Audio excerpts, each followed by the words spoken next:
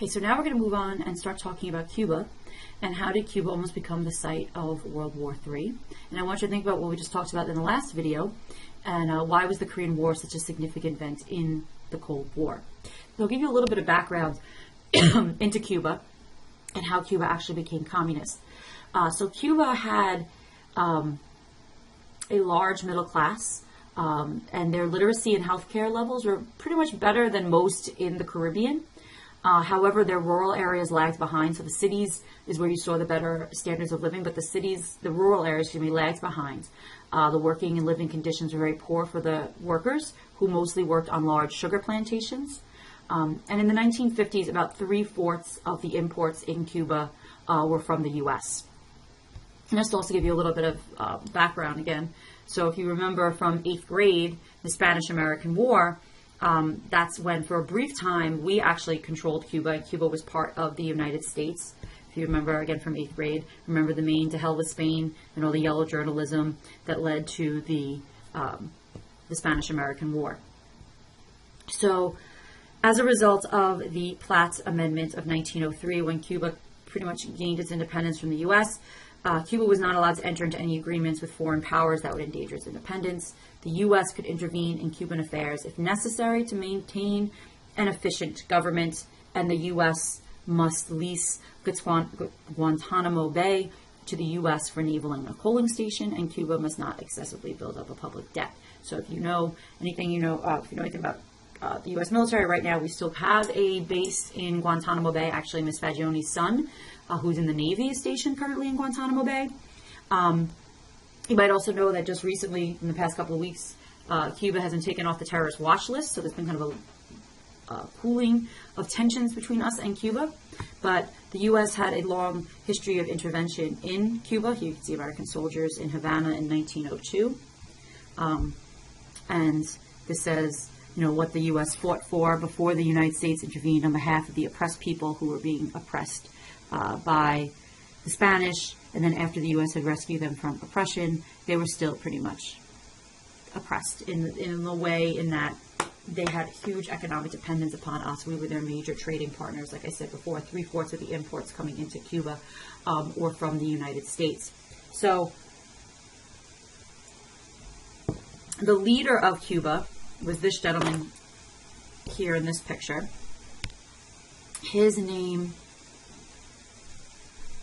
was Batista. Where's his first name? Oh, I can't even say his name. I'll just write it for you. Gencio, yes. Batista. He ruled Cuba since 1934, and he is going to be the one who's overthrown in the Cuban Revolution in 1958. So he ruled from 1934 until 1958. And he was very much an authoritarian leader.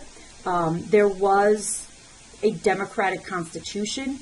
However, there was a large amount of corruption. So he started out being pro-democracy. Like I said, he set up a democratic constitution, but then he became more corrupt and he turned into a dictator. He had very close ties to the U.S. Because the U.S., we owned large sugar companies within Cuba, and we were their major trading partner. So this man here, Fidel Castro, is going to begin to gain support rising up against the rule of Batista, in particular speaking out against American imperialism. His goals was to aim to return Cuba to a democracy, a true democracy, to have social justice, and to not be so dependent on the U.S. He was imprisoned after an attack on military barracks. However, in July 26, it was called the 26th of July movement. He started a movement to kind of fight against, once he got out of prison, it's called the 26th of July movement.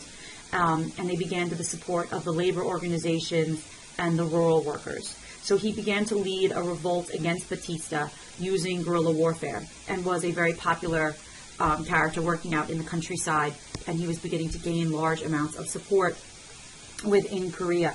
Why do I keep saying Korea? Because I just recorded the video on Korea, within Cuba, I'm sorry.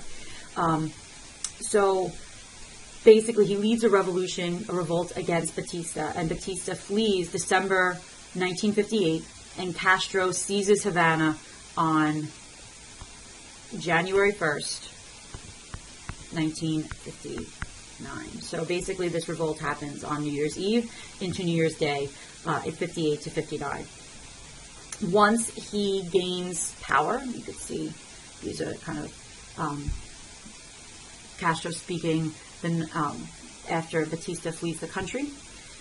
Now you can see Castro speaking again. Of course, that's with a big picture of Lenin. So once Castro comes to power, he begins to institute wide-scale social reforms. He began to focus on education and healthcare and housing. But however, where Cuba became like a leader in these areas, they came with restrictions of basic freedoms. Cuba wasn't able to industrialize, and even today they still heavily rely on sugar exports. So you can see there's Castro with his brother Raul, who's now the one who's currently in control of Cuba. So the question is, why did US-Cuban relations deteriorate? Why did we go from being this close trading partner with Cuba to being pretty much enemies with Cuba?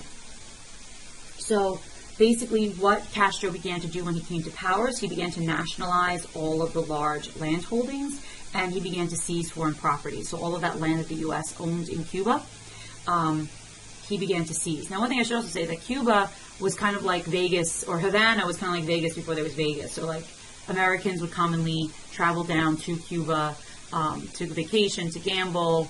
So there was a lot of Americans living in Cuba.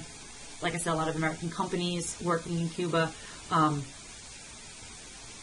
Havana was like a very popular destination for Americans to come visit, but this all kind of changes when Castro comes to power, because he really saw the U.S. Economic power in Cuba as something limiting Cuba's ability to grow itself. So he nationalizes all the land, seizes all the foreign properties, which includes the U.S. foreign properties, which made the U.S. very upset. He promised to hold elections because he said he wanted to support democracy, but he never winds up holding those promised elections. And he does begin going after his political opponents. Many of them were killed or exiled. And we see that Cuba begins to go down a path much closer to communism, especially with the nationalization of land. So basically the U.S. responded with a trade embargo of Cuba. And the Soviets were providing economic aid and support to Cuba. So in April of 1961, the U.S., in particular JFK, authorized an invasion of Cuba that's known as the Bay of Pigs. So what happened with the Bay of Pigs was it was a force of anti-Castro Cubans, those 1,500 anti-Castro Cubans, who had been supported and trained and supplied by the CIA. So the hope was that these anti-Castro Cubans would come into Cuba and begin to fight, and that they hoped that their presence would start an uprising against Castro, since Castro had not provided the elections that he had promised. However, this uprising never happened. And the reason why the uprising never happened is because in the beginning moments of Castro's rule, he was doing things like improving education, improving health, improving housing, so the people were pretty okay with Castro's rule. So therefore, the Cuban government was able to pretty much put down this revolt relatively easily, and basically the U.S. looked pretty foolish for doing this. All of the people who were involved were arrested, and essentially what this did is it did the opposite of what we had hoped, and it pulled Cuba closer to the Soviets, because now the Cubans were really worried and anticipating at any moment a U.S. invasion of Cuba. Which takes us to this question: how did problems with Cuba almost lead to war? So Cuba, just to be aware, is 90 miles off the Florida coast, so it's very, very close to the United States, and was becoming very close to the Soviets, which was making the U.S. very concerned. So we had spy planes flying over Cuba regularly, and taking pictures. And from those pictures, we realized on October 26, 1962, we realized that the Soviets had placed missiles in Cuba. And that these missiles would have the ability of reaching most major U.S. cities like New York and Washington, D.C. on the eastern seaboard because of the proximity of Cuba to the U.S. So this created a huge scare in the U.S., and this created a huge showdown between the U.S. and the Soviet Union. Because if you look at this map here, you could see the limit of Soviet medium-range missiles can pretty much get to a lot of major cities, not only just in the U.S., but also in South America. So Kennedy issues an ultimatum and blockades Cuba.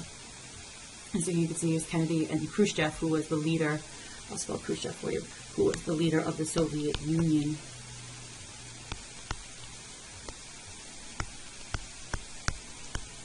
At the time. Now Khrushchev is in power from when Stalin dies in 1953 until right after the Cuban Missile Crisis. So he kind of is in power for a lot of the major moments of the Cold War. But so Kennedy orders a blockade. As Reds build nuclear bases there, U.S. will sink any defiant armed ships. So basically, we have this very tense moment where what's going to happen, who's going to back down first. And ultimately, Khrushchev backs down and he removes the missiles. Now, one thing I should also point out is that the Soviets were protesting the fact that we had missiles aimed at Moscow stationed in our NATO partners country of Turkey. So we had missiles that could hit Turkey, hit the Soviet Union from Turkey. So the Soviets, they were justified in putting missiles there. Another thing that's interesting about the Cuban Missile Crisis is that it was such this tense moment, but in actuality, there weren't as many missiles in Cuba as we had thought. The Soviets had put a lot of empty missile silos because they didn't actually have the capacity, the nuclear capacity that we actually thought that they did. So they kind of had like a dummy system where they made it look like they had more missiles than they actually did. But this was a huge, tense moment in world history. People were really thinking at any moment that this could lead to war. Khrushchev and Kennedy were on the phone pretty much every day, and eventually it was decided for Khrushchev to back down. And as a result of this, Khrushchev loses support within the Soviet Communist Party, which is why he kind of is removed from power soon after. You can see a little Calvin and Hobbes. This whole kind of futility about war and having these weapons, because if you both kill each other, you both in the end wind up being dead. So since that, we have had a huge embargo against Cuba, which is just now recently only beginning to be lifted. There's a huge community of Cuban exiles, especially in Miami, because a lot of the Cubans that could get out did get out. And so a lot of people also were trying to leave. So, because if you made it to U.S. waters, you were given asylum, sorry. So, here we're referred to as the boat people, as they were trying desperately to get themselves into U.S. water. They're picked up by the U.S. Coast Guard and be brought into the United States. Kind of like the Libyan refugees who were trying to get to Italy, that just this week, there was a major ferry disaster, a major sinking disaster. Why can't I speak today? It was a major disaster, and the ship was overloaded with all these Libyan refugees trying to get to Italy, and the ship sank, and many, many people died.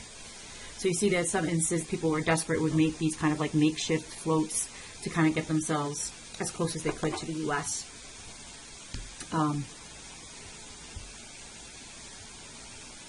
So here's Castro speaking at the United Nations. Now Castro's no longer in charge of, well, at least Fidel Castro is no longer in charge of Cuba. He stepped down because he's one of the longest ruling dictators in the world. And he's like well into his 80s and not very well. Might even be in his 90s by now. I'm not actually sure. So his brother Raul is currently in charge of Cuba. But like I said, we're seeing a loosening up of tensions between the U.S. and Cuba. I believe it's now actually possible for Americans to travel to Cuba. And it's a country that's kind of stuck in time because they've been so cut off from the world, especially after the Soviet Union fell, which had been their major trading partner. Like all the cars are like from the 1950s and everything. They don't really have a lot of modern technology because they've been kind of stuck in the past for so long because they've been cut off from the rest of the world. So why was the Cuban Missile Crisis, the climax of the Cold War, the highest point, the most tense moments in the Cold War. So I want you to think about that, and I'll see you in class.